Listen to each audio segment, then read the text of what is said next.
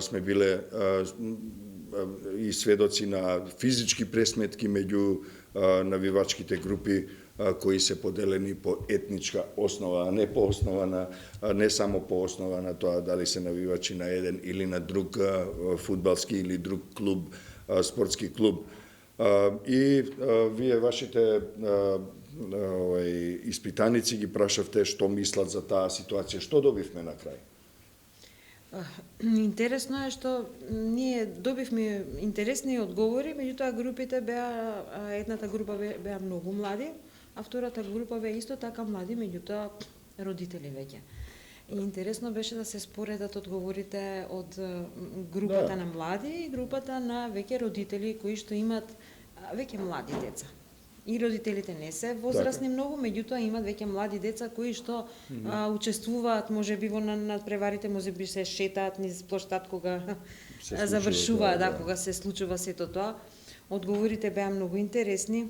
Навистина, која е таа разлика меѓу баш млади кои нели се на возраст, на иста горе-доле возраст со навивачките групи, а постоа... Интересно е, младите се понезатруени. Така? Да, меѓутоа се уште се млади, се уште има млади кои што живеат во одреден круг, позатворен круг или во однос на нели мултиетничноста, можеби некој дел од младите што живеат не обкружени со други етнички заедници, па малку поинаку одговараат. А веќе другата група кои што беа родители веќе имаат повеќе искуство во тоа, нели, родени се порано, доживеане малку повеќе работи од овие млади.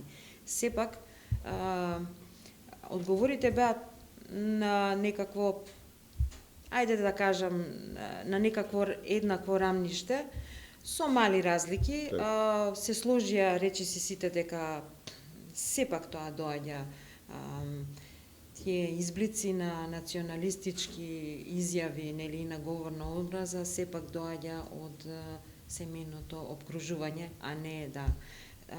И младите се сложија дека е така, со некои исклучоци дека, нели, ако сме млади, ние сме доволно возрастни и интелигентни да можеме да одделиме што е доброто од лошото, што е добро да се прави и што не е добро да се прави, и кого е добро да се кон кого е добро да се приклониме или кого е добро да копираме и имитираме или не. И тука беа интересни беа многу одговорите. Меѓутоа тоа ќе искочи, сега не сакаме баш се да откриеме, ќе искочи во анализата, ова е само дел мал од тоа што слушнавме. Да, читам некои анализи за TikTok дека тоа е исклучително токсична социјална. Токму така, да. Децата бараат, младите, поготово децата помали, сега веќе на многу порана возраст почнуваат да бараат модели, и тоа се спомна, бараат модели според кои ќе се однесуваат, значи начинот го копираат на однос.